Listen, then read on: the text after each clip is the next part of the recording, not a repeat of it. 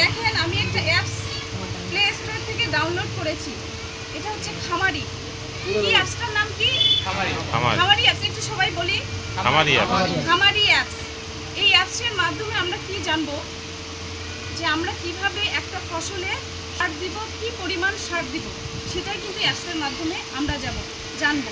এখন আমরা যে সারটা দিচ্ছি সেটা কিন্তু নিজের ইচ্ছে মতো দিচ্ছি, বা আরেকজনের দেখে দিচ্ছি, শুনে দিচ্ছি, বা নিজেই একটু ভাবছি যে একটু সার দিলে হয়তো আমার ফলনটা বেশি হবে, এই ধারণা থেকে দিচ্ছি, তাই না? এইটা না করে আমাদের যেহেতু গবেষণা আছে, গবেষণাটা বের করছে যে কীভাবে কত পরিমাণ সার দিলে আমার ফসলের সর্বোচ্চ উৎপাদন হবে এবং সারের অপচয় হবে না, আমার মাটি নষ্ট হবে না, সেটা কিন্তু অ্যাপসের মাধ্যমে আমি জানতে পারবো। এখানে দেখেন আমাদের ইউনিয়ন ভিত্তিক এবং যে জমিতে আমি সার দিব সেখানে দাঁড়িয়েও আমি কিন্তু সারের সুপারিশটা নিতে পারি। ওখানে আমি যদি সিলেক্ট করি তাহলে এক এক করে কোন ফসলের জন্য উঁচু জমি না নিচু জমি সব সিলেকশন করা যাবে।